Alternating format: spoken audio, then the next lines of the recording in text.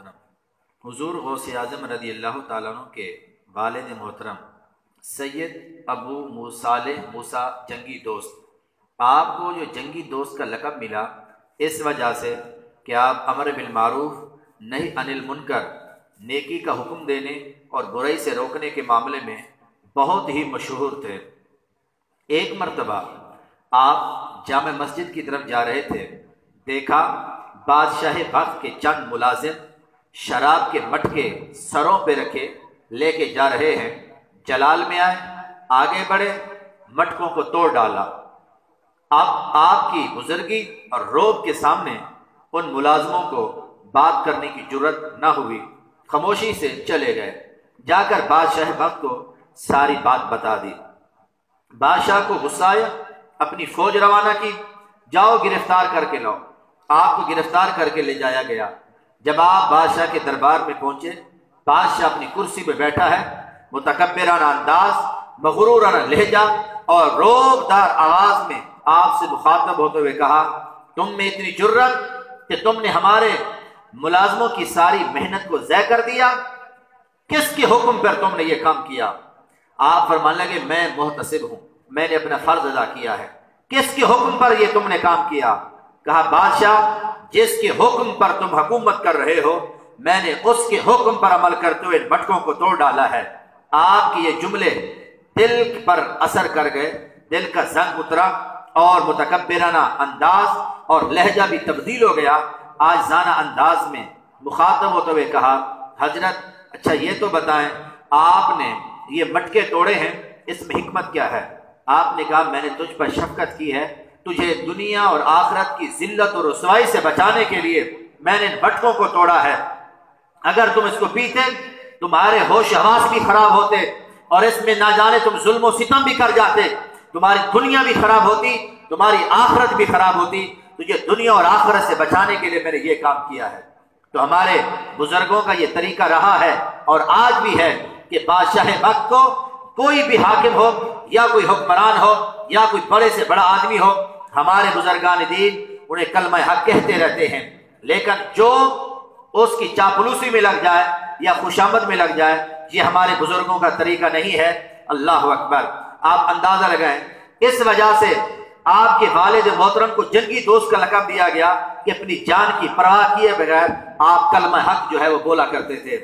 اندازہ لگائیں، حضور غوث اعظم رضی اللہ تعالیٰ عنہ، آپ یہ نہیں کہ صرف مریدوں کے چکر میں ہوں کہ میرے مرید بڑھتے چلے جائیں اور مرید کی اصلاح بھی نہ کی جائے، مرید کسی حالت میں ہو، وہ برائیاں کرتا ہو، آپ اسے روکے ہی نہ ہوں، ایسا نہیں تھا، بلکہ آپ کو اگر آپ کو علم ہوتا آپ اسے برائیوں سے بھی روکتے تھے اور اسے منع بھی کیا کرتے تھے۔ اور بڑے سے بڑا کوئی بھی انسان ہوتا، وقت کا حاکم ہو یا کوئی اور ہو، تو اسے کلمہ حق کہنے سے بھی آپ نہیں ڈرتے تھے۔ آپ کے پاس وقت کا بادشاہ المستنجد باللہ ابو المظفر یوسف ملاقات کے لیے آیا، سلام ہوا، بیٹھ گئے۔ تھوڑی دیر بعد عرض کی، حضرت میرا جی چاہتا ہے کہ آپ مجھے کوئی کرامت دکھائیں۔ آپ نے فرمایا، کیا دیکھنا چاہتے ہو؟ کیا مجھے سیب کھانا چاہتا ہوں۔ اس وقت پورے عراق میں سیب نہیں تھے اور سیب کا موسم بھی نہیں تھا۔ آپ نے اوپر ہاتھ بڑھائے تو آپ کے ہاتھ میں دو سیب آئے، ایک سیب اپنے ہاتھ میں رکھا، دوسرا سیب اس بادشاہ کو دیا۔ جو ہاتھ آپ کے سیب میں تھا، جو سیب آپ کے ہاتھ میں تھا، اس سیب کو کاٹا۔ جب اس کو کاٹا گیا، وہ خوشبودار بھی تھا اور خوبصورت بھی تھا اور اس سے مشک کی خوشبو آ رہی تھی۔ اب وہ دوسرا سیب جو بادشاہ کے ہاتھ میں تھا، جب اس کو کاٹا تو اس میں کیڑے پڑ چکے تھے۔ بادشاہ حیران ہوا کہ دونوں سیب ہیں، ایک سیب جو آپ نے کاٹا اس میں تو مشک کی خوشبو آتی ہے اور جو میرے ہاتھ میں لگا ہے اس کو کاٹا گیا تو کیڑے پڑ گئے، اس میں کیا حکمت ہے؟ آپ نے بغیر کسی خوف و ڈر کے آپ نے کہا، اس سے ظالم کا ہاتھ لگا تو ظلم کا ہاتھ لگنے کی وجہ سے فرمایا اس میں کیڑے پڑ گئے۔ اللہ اکبر! تو بادشاہ اس وقت بڑا متعجب ہوا۔ آپ نے اپنا حکیمانہ انداز میں اسے نصیحت کی۔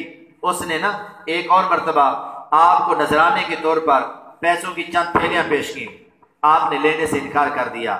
اس نے بار بار اصرار کیا تو آپ نے ایک تھیلی ایک ہاتھ میں اٹھائی دوسرے ہاتھ میں دوسری تھیلی اٹھائی، اوپر کر کے اسے نچوڑا، تو جیسے ہی نچوڑا تو اس سے خون بہنا شروع ہو گیا۔ کہا اے بادشاہ وقت المستنجد باللہ المظفر یوسف، تم اللہ سے نہیں ڈرتے؟ لوگوں کا ناحق خون لے کر میرے پاس آتے ہو اور مجھے نذرانے کے طور پر دیتے ہو، خوف خدا کر۔ جب یہ حالت دیکھی بادشاہ بے ہوش ہو کے زمین پہ گر گیا۔ کہا اگر مجھے رسول اللہ سے رشتہ داری کا لحاظ نہ ہوتا، میں تھیلیوں کو اتنا نچوڑتا، اس سے اتنا خون نکلتا کہ تیرے محلوں تک پہنچ جاتا۔ تو بادشاہ وقت کے سامنے آپ نے کلمہ حق بولا، اسے نصیحت کی، اور آپ کسی سے ڈرتے بھی نہیں تھے سوائے خدا کے، کسی سے نہیں ڈرتے تھے۔ اسی لیے ہمارے بزرگ آج بھی کلمہ حق کہتے رہتے ہیں۔ اقبال نے اس طرف اشارہ کیا ہے، آپ نے کہا ارے دی ہاتھ سے دے کر اگر آزاد ہو ملت، ہے ایسی تجارت میں مسلمان کا خسارہ۔ ارے مسلمان، اگر تو یہ سمجھے کہ میں اپنے دین کو پسے پوش ڈال کر یورپ کو خوش کرنے کے لیے یا کسی اور کو خوش کرنے کے لیے میں اسلام کے نشانات کو مٹاتا چلا جاؤں یا قرآن و سنت کے حکامات میں تبدیلی لا دوں، تو یاد رکھ لے ایسی تجارت میں تیرا خسارہ ہے۔ کامیابی تیری اسی صورت میں ہے جو رب نے حکم دیا اس پہ عمل کرنے میں ہے، رسول اللہ کی سنت پہ عمل کرنے میں ہے۔